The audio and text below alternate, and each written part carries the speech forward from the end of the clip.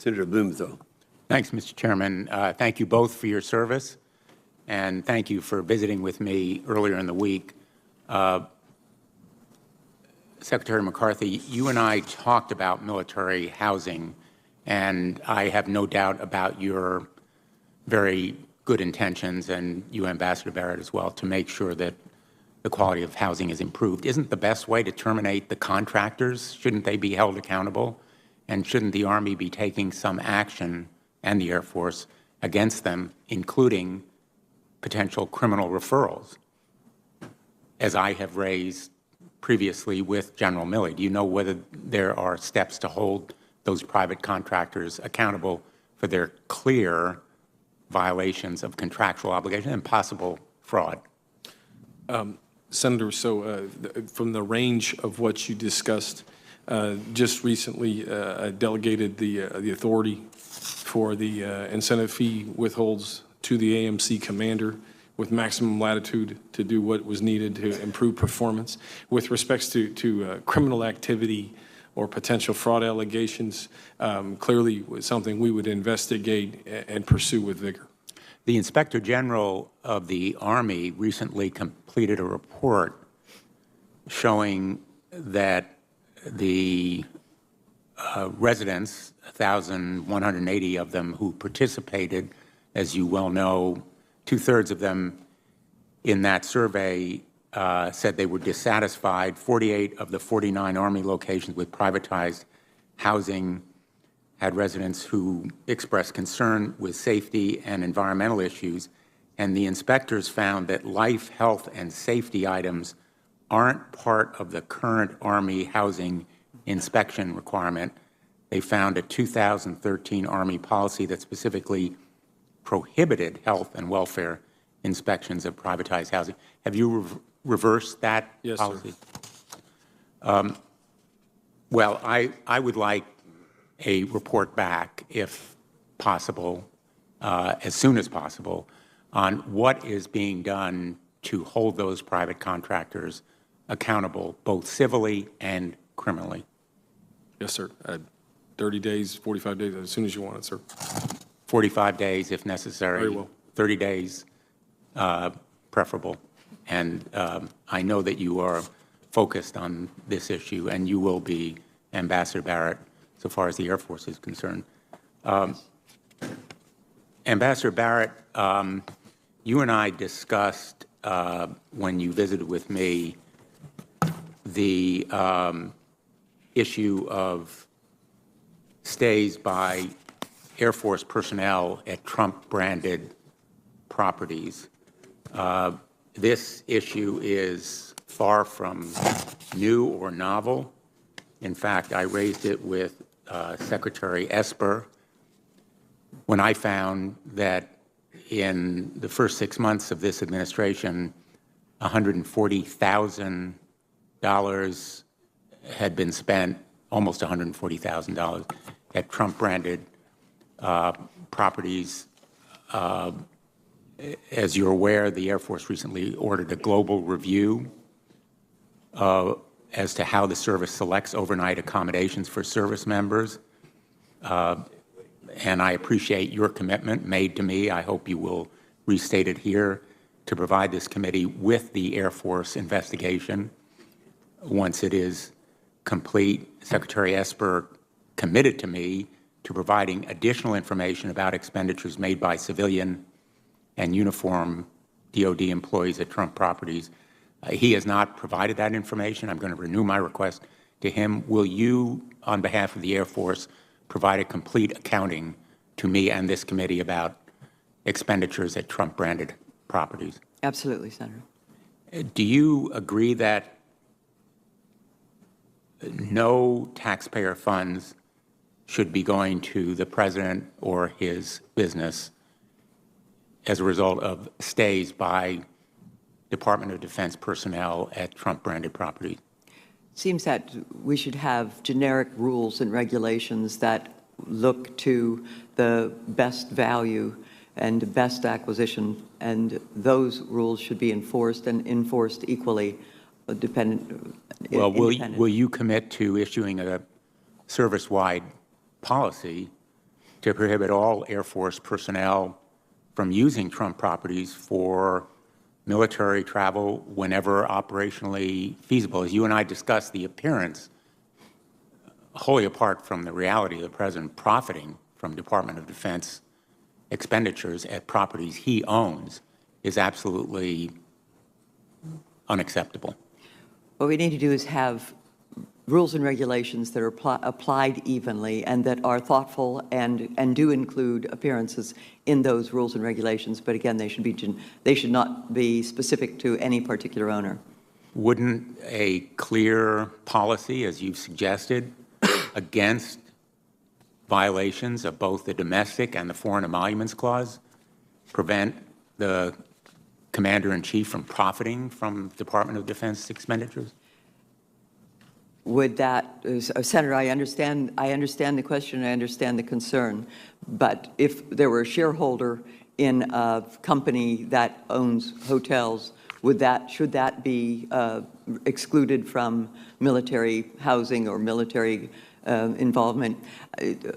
What I would like— I'm asking you about the President of the United States, who owns properties where the Department of Defense has spent hundreds of thousands of dollars to the profit of the President of the United States in violation of the United States Constitution.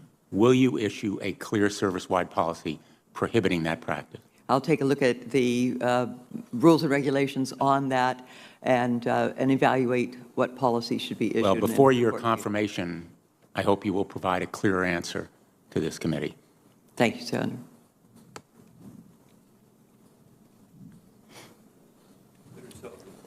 Thank you, Mr. Chairman, and I want to thank the nominees and their families for their service to our country, previous service, continuing service. I think I've enjoyed meeting with both of you, and I look forward to confirming you. And we need senior leadership, Senate-confirmed leadership in the Pentagon. I think it's very important. So let me start with a question that's on a region of the world that I'm sure you're not going to be surprised given our previous discussions I want to talk about, and that's the Arctic. You know, America is an Arctic nation because of Alaska, and I have some handouts. I can provide them to my colleagues as well, but I think they were provided to you. Hopefully they were. There's a very significant Russian buildup in the Arctic. You take a look at the handouts. Were you provided handouts? Why don't you? I got it, sir. The staff can take a look at these. Got it, too. Thank you. And almost daily, if you look at the other handout, there are articles literally almost daily about what's happening in the Arctic in terms of a Russia-China buildup, great power rivalry. Just in the last couple days, in addition to what you have there as a handout, an article in the Washington Post said, "Forget Greenland, a far more dangerous game is being played in the Arctic." An article in the National Interest, all within the last week. What does China want with the Arctic, given its new strategy? And then on the Hill newspaper just said an article that started by saying the next Cold War with Russia may be a literal vice metaphorical one. So before we dismiss President Trump's interest in Greenland, we should consider that our great power rivals, China and Russia, aggressively seek Arctic influence. This is daily. Ambassador Barrett, you have extensive experience in the Arctic, particularly given your tenure as ambassador to Finland. Given that the National Defense Strategy focuses on great power competition, Secretary Pompeo recently gave a very, what I thought, well thought out speech on the Arctic.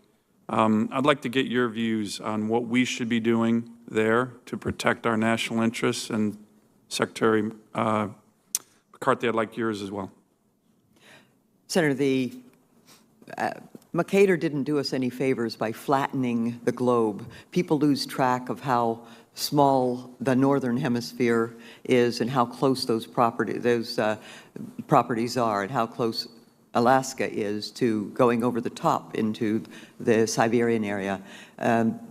That is now both available in shipping as well as the persistent space access to those areas, and that is an area where threats would potentially derive. Let me just say real quick, I think, you know, I mentioned the Secretary of State. This committee is certainly starting to raise awareness on this. I do think the biggest agency in Washington that hasn't gotten the message on our strategic competition in the Arctic is the Pentagon. Some are getting it. The big blob of a bureaucracy there isn't yet.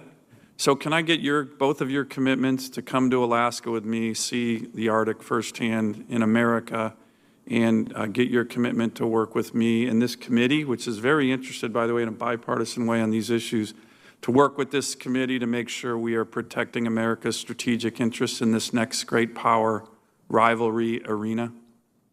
Ambassador, can I get your commitment on that? Yes, sir. Mr. Secretary?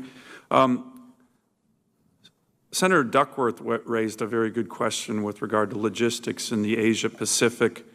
Ambassador Barrett, the Air Force is looking to make its OCONUS decisions here on basing of the KC-46.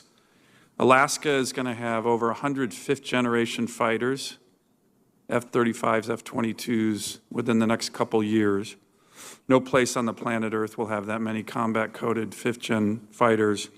When Secretary Esper went through his confirmation hearing, he mentioned that pairing 100 fifth-gen fighters with KC-46s that can reach 3 combatant commands areas within hours would give the United States extreme strategic reach. Will you commit to working with me on that OCONUS decision, which again, this committee has laid out guidelines for the Air Force in terms of its OCONUS basing at KC-46? Absolutely, Senator.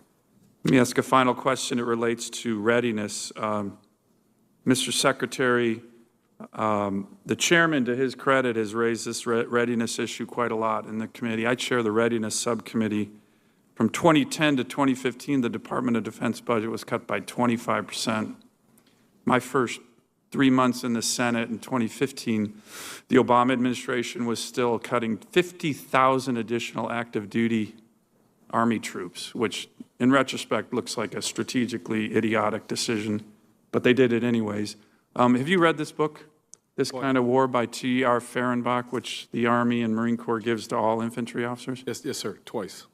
Twice, good. I appreciate that. Can you talk a little bit about readiness and Task Force Smith and what happened in America when in 1945 we had the most feared military in the history of the world, and 5 years later we couldn't stop a third world peasant army from invading the South? Readiness is a constant state of, I'm sorry, sir? I'm sorry, I didn't hear you, Senator. Try to expedite your answer as quickly as you can. Yes, sir. Senator, readiness is a constant state of vigilance. You can't ever take your foot off the gas. Every day we have to get as many repetitions as we can.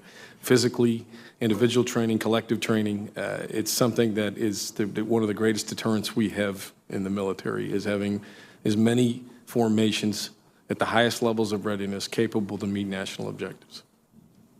Thank you. Thank you. Senator Peters. Thank you, Mr. Chairman.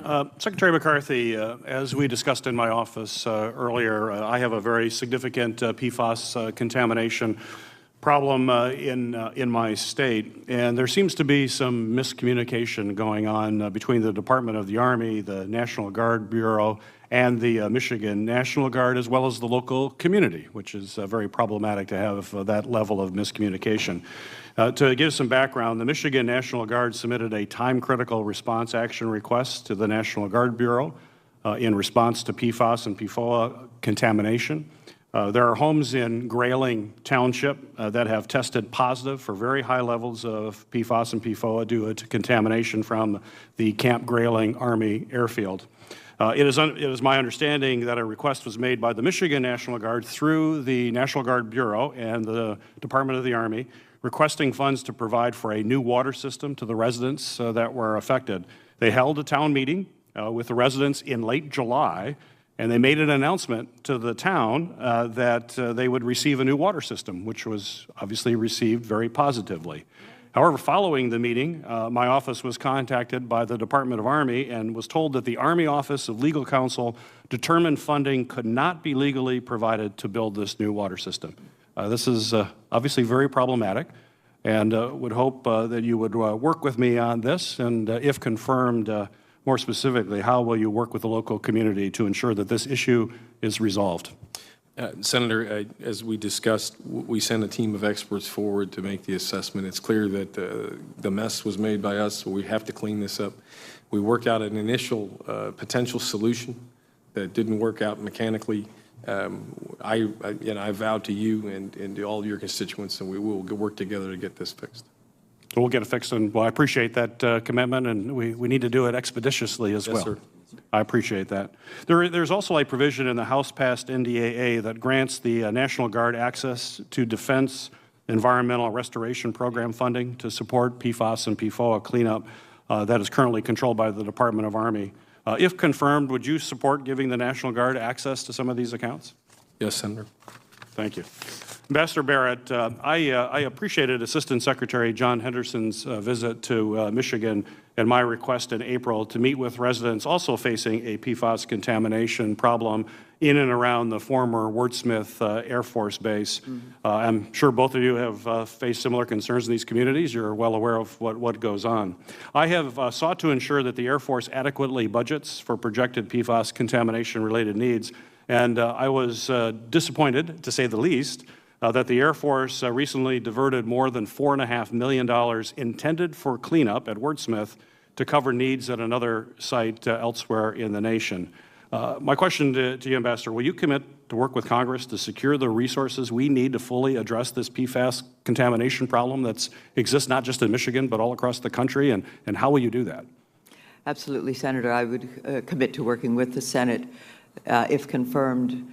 It is so important for the Air Force to work well with the communities, and this is a contaminant that was used in good faith, not knowing of the injury that could be caused, and now there isn't a health standard established, but it is clear that this contamination is a result of Air Force activity, and I would be, if confirmed, happy to work with Congress to resolve it. Well, Ambassador, I'm glad you brought up the health standard because that is an important issue. And Michigan and other states are now taking steps to establish enforceable drinking water and various cleanup standards for PFAS in the absence of federal standards. We need federal standards. But I'd like to better understand the circumstances in which the Air Force will recognize and meet environmental standards that are established by the individual state where you're operating. The Air Force has thus far committed to considering whether state laws will qualify as an applicable or relevant or appropriate requirement, I believe is the way it's worded, in the CERCLA cleanup process. But respectively, respectfully, for communities that feel that they've been waiting way too long, and they certainly have been doing that around Wordsmith Air Force Base, this is frustrating to say the least. So to improve transparency, will you commit, if confirmed, to work with me to understand when and why in the past the Air Force willingly met a state standard through the CERCLA process, and how the Air Force will approach that moving forward? I will be happy to work with you, Senator, if confirmed. Great. Thank you. On behalf of the chairman, let me recognize Senator Blackburn. Thank you, and I appreciate each of you being here and the time that you've spent visiting with us about what is in front of you. So thank you. Ms. Barrett, I want to come to you and continue the discussion that we had a little bit about next-gen networks and technologies and 5G and its placement with the Air Force and the difference this is going to make for our warfighters and also for some of the R&D that's being done. And we're delighted to know that Arnold Air in Tennessee is going to be one of the first to be completed. So what I'd like for you to do is just give us an overview of the rollout for 5G capabilities and technologies throughout the Air Force system-wide. Senator, the Air Force is based on technology, and the Air Force engages technology and provides technology, provides warfighting capabilities through technology. G5 is clearly the technology of the future. It's a very important part of what the Air Force is building into the new generations of capabilities. And then how are you going to approach the integration with existing technologies and looking at artificial intelligence and data flows? these are all very important to the new capabilities and how, as we are modernizing our platforms and resources, next-gen platforms are engaging the 5G and artificial intelligence and augmented intelligence. And we're seeing a lot of capability through the hypersonics and additional technologies that make our reach greater. Great. Mr. McCarthy, I have been concerned, and we've talked previously about some of the gaps, and they're really critical gaps in the Army cyber defense. And this is all going to be vitally important as we look at 21st century warfare, as we look at interoperability and integration and working cross-platform, the readiness that you're going to find, the multifaceted utilizations in AI with AVs, the way you're going to have disparate platforms that you're going to be working from in multi-locations.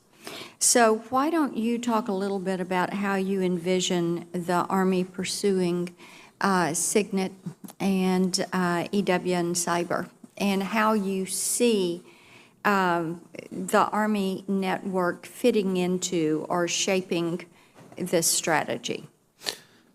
Senator, first, it's people. We have to recruit more cyber experts. It's a very difficult skill set to recruit and even harder to retain. We've used total force solutions across the Guard and Reserve, and we found a lot of success there of trying to retain men and women to stay in the Army as they make the move to the private sector, because they're clearly very marketable. We've established some unique relationships with academia, like at Carnegie Mellon, which is where we've established our Artificial Intelligence Task Force. This is as much a cultural indoctrination to the force as well as finding the best and brightest in academia, the hub of us to work with academia to find the best and brightest to help us look at how do we apply these algorithms into our weapon systems. But that really is foundationally the cloud architecture. If we can't get the Army to the cloud, the standards and formats of the data will not move seamlessly from system to system. So this has become a big effort by us and the leadership team to make sure we have the appropriate resources, focus, and attention to move forward. The network is on our top 6 investment portfolios. That's as much of the types of radios, the telecommunication systems we have, as well as within the space domain. Army's investing in low Earth orbit satellites. So across from people to materiel, has been a monumental effort for the Army over the last about 3 years. Well, we see it as having to be a monumental effort for DOD in total, as well as for the Air Force and the Army. And we see building these systems as being a priority, and the interoperability and the network capacity in those systems is being vital to 21st century warfare. I will just make one comment. You mentioned recruiting and retention, and yes, we're quite concerned about the human capital or lack thereof when it comes to technologies, and whether it is hypersonics or artificial intelligence or the work with AVs or supercomputing, quantum computing.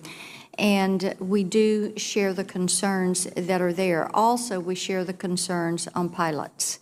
And I know that each of you have a pilot shortage, and we'll continue to raise that issue with you. I yield back. Yes, thank you. Senator, let's see who we have in here. Senator Hirono. Thank you, Mr. Chairman. I ask all nominees before any of the committees on which I sit the following 2 questions. I'll start with you, Mr. Secretary. Since you became a legal adult, have you ever made unwanted requests for sexual favors or committed any verbal or physical harassment or assault of a sexual nature? No, Senator. Madam Ambassador? No, Senator. Have you ever faced discipline or entered into a settlement related to this kind of conduct? No, Senator. No, Senator.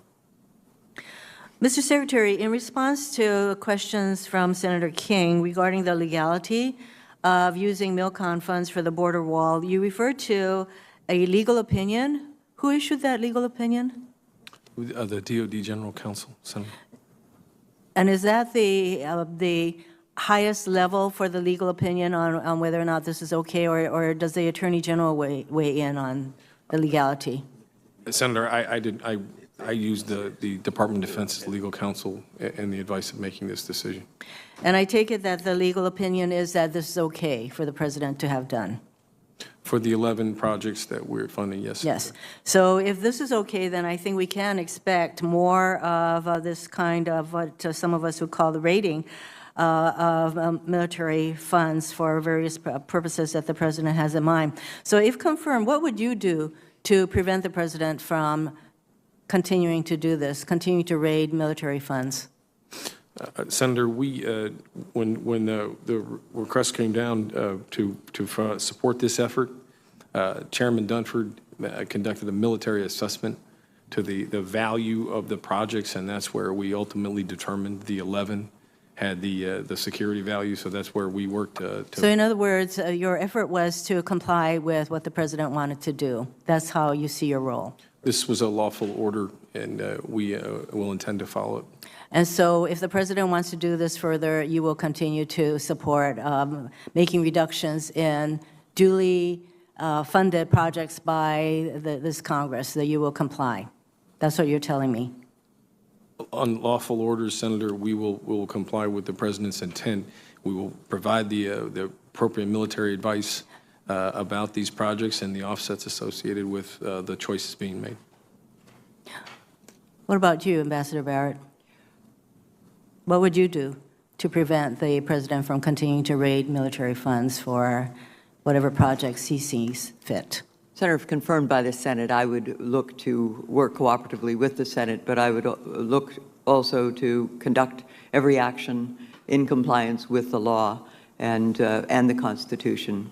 My commitment would be to the Constitution, and that would be my guiding direction. I think that a lot of us would want our military leaders to speak up against this kind of action by the president, legal or not, because these are all duly funded. And at some point, we can argue about, at some point, whether these kinds of reallocation, if you want to call it that, what impact it has on readiness and national security. We can talk about that, but one hopes that all of the funded projects are very necessary and relate to readiness and national security. You've been asked a number of questions about military housing, and we all share the concerns regarding the lack of oversight that was done by the military with regard to private housing. So, Secretary McCarthy, you referred to the IG report, and there were some 20 recommendations in this IG report. How many have been addressed at this time? We are going to, I think we're going to execute just about 90% of them. I can't remember exactly the couple that we're working back and forth on, but the preponderance of the recommendations will be executed. Can you provide to this committee a list of the 20 recommendations and what the timeline is and what you have been doing with regard to all of those? And yes, Senator. Thank you. And I did hear a commitment from you, Ambassador Barrett, to fast track some of the things that you need to do from the Air Force side. I want to turn very quickly to the matter of suicide prevention in the military, and the quarterly suicide report of the Department of Defense released says last month 139 active duty soldiers, 68 sailors, 60 airmen, and 58 Marines died by suicide last year, and this is 40 more service members than the previous year. So for the Navy, Marine Corps, and Army, this represents an increase over the previous year. And I would just like to ask, I'm running out of time, but what you all are doing very specifically to prevent these suicides from happening. So without getting into it right now, this is a matter that we will follow up with you, both of you, on. Thank you. Yes, Senator. Thank you, Mr. Chairman. Senator Gillibrand.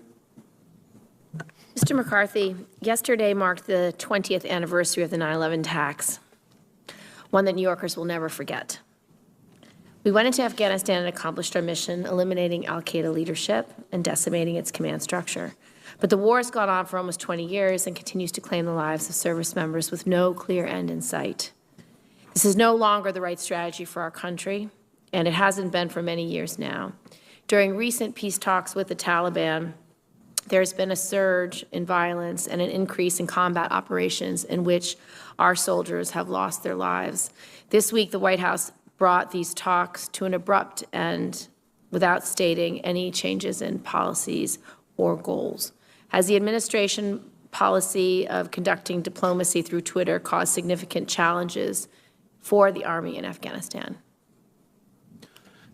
Senator, with respect to the talks being ceased, I think it was clear that the National Command Authority felt that they did not have the conditions appropriate to enter the next phase of negotiations. So I think that it was the right decision to step back from the table and try to look at how do you get to a framework to bring a political end state to the conflict.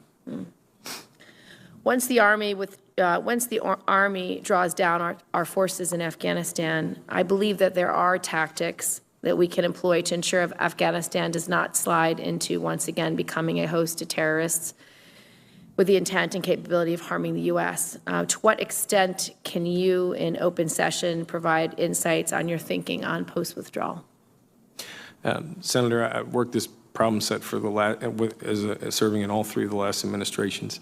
It's clear that we're going to have an advise and assist capability as well as counterterrorism strike capability to be there to help the Afghan government continue to grow and mature. You have roughly two or three of the most sophisticated terrorist organizations on the earth along the Hindu Kush Mountains. So we can't take our eye off the ball there until a time where there's a much greater maturity and the strength within the Afghan government. I'd like to change issues to West Point. The United States Military Academy at West Point has played a central role in providing the Army with its next generation of officers.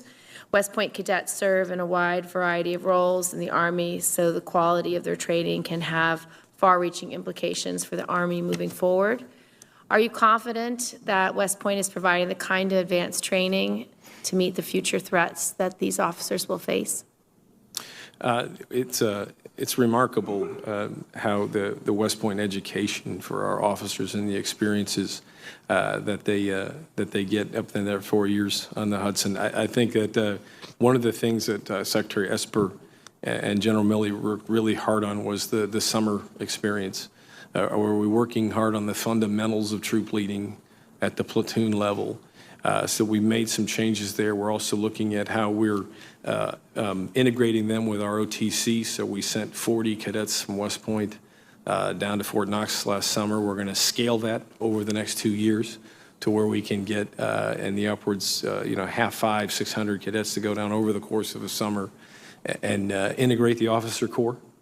The STEM education is very strong at the academy, but in particular, cyber has become a much sought-after MOS. So we're making some adjustments to increase sophistication in the classroom, but also really drill down into the fundamentals of troop leading so they become, very good platoon leaders. Recently, the Secretary of Defense diverted $3.6 million in funding for military installations, including for the Academy's new engineering center, to pay for the administration's wall. Doesn't this disruption in funding and resulting delays undermine our ability to prepare our Army leaders for the future? The engineering department and the parking garage behind it specifically it would be improve the existing infrastructure. It's something that I personally got involved with assessing and working in the budget when I went down up there in the fall of 17. It's the deferral will put us potentially lose schedule to improving the facilities over time. Ms. Barrett, our military and defense industrial base remain under siege from cyber threats, most notably from China, and by estimates has cost us over $1 trillion in losses. In response to some major data losses, the Navy conducted a comprehensive cybersecurity review and related an urgent need to modify its processes. What is your level of confidence that the Air Force is doing its best to prevent foreign exfiltration. And if you don't have time to answer, she can submit it, unless you'd like her to answer, Mr. Chairman. Thank you. Senator Shaheen. So could you either answer it in writing or in a I'd be later happy question? to, with the Senator's Chairman's indulgence, I would just say that the Air Force would be happy to take a look at doing a similar cyber review as what the Navy did and establish a report on that. And please submit a letter to my office. Thank you, Ms. Barrett. Senator Shaheen.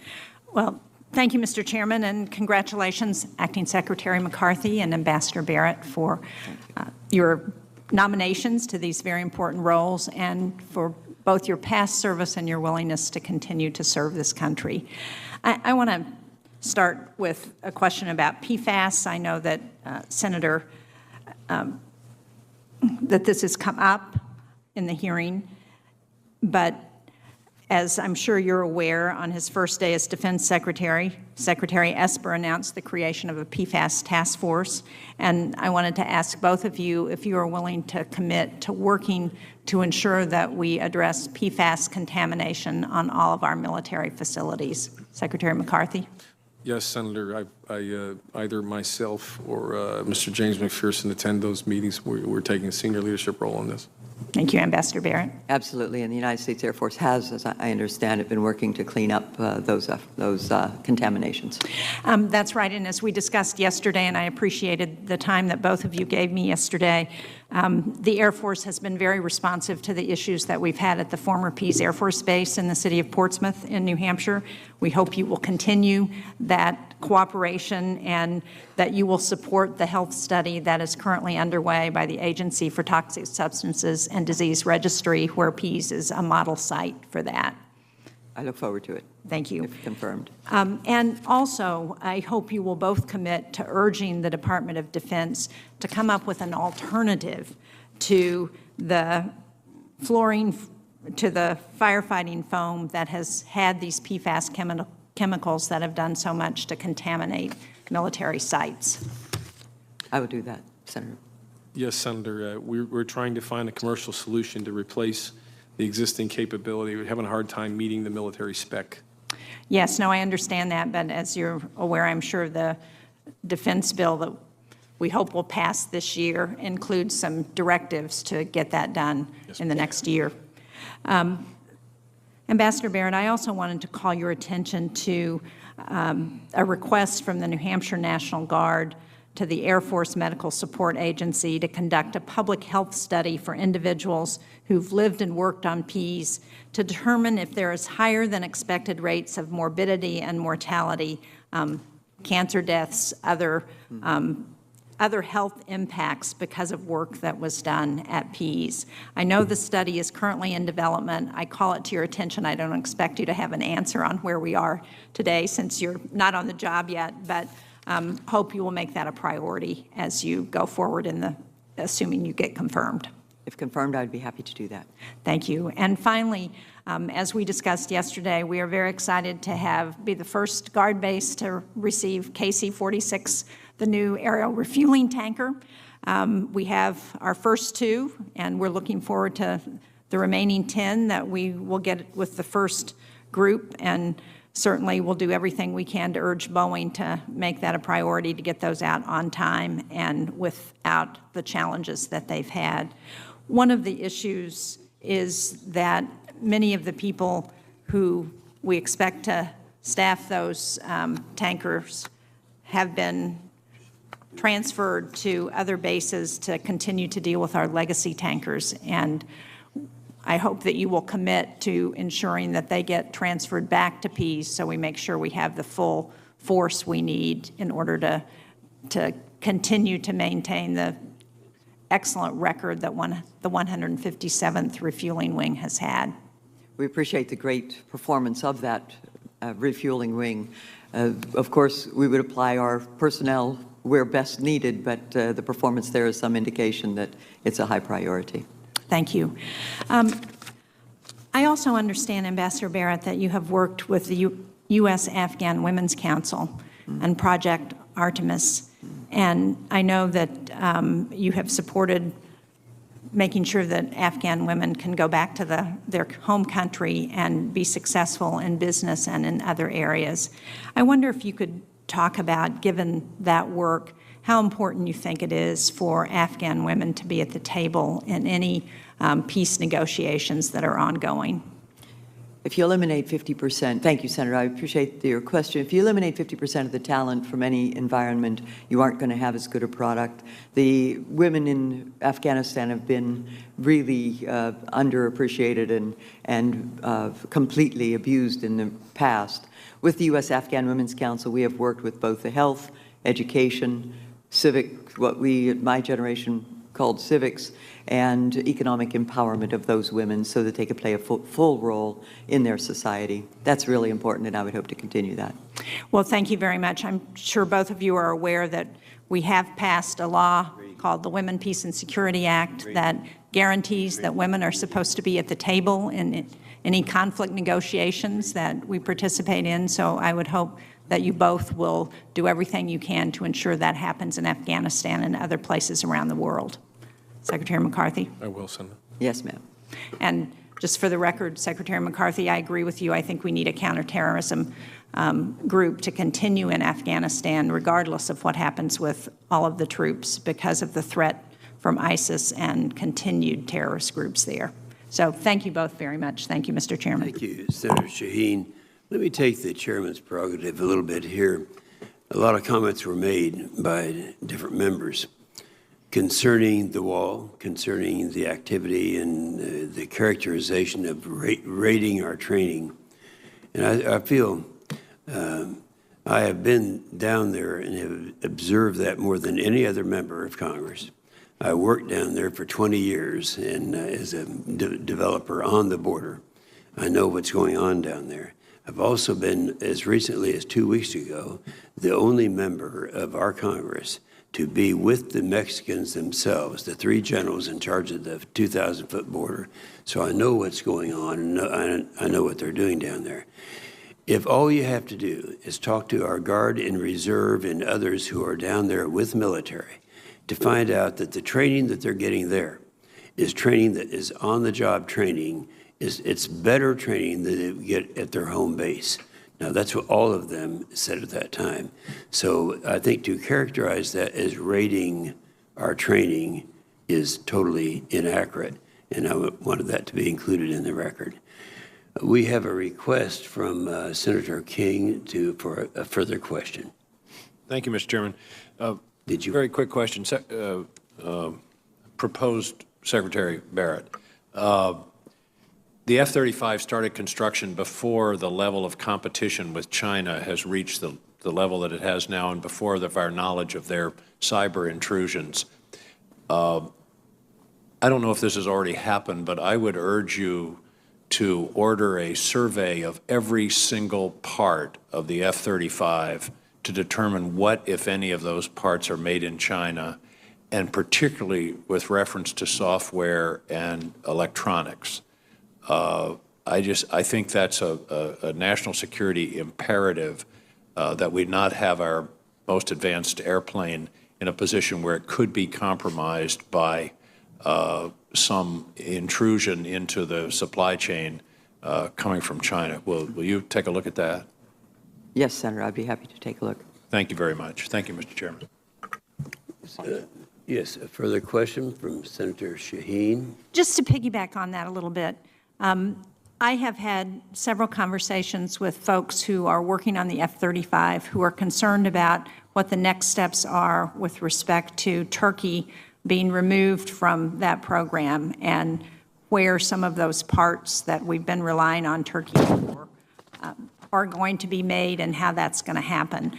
I'm not asking you for a response today, but I would urge you to try and provide some direction for our other players in the F-35 program so that they understand what's supposed to happen next with respect to Turkey and our throwing them out of that coalition. Thank you. Thank you, Senator Shaheen. Senator Reid, do you have any further comments to? No, sir. Thank you very much for holding this hearing. Good. And let me say to our two witnesses, our two nominees, You did a great job. I'm looking forward to working with you, and we are now adjourned. Thank you, Senator. Thank you very much.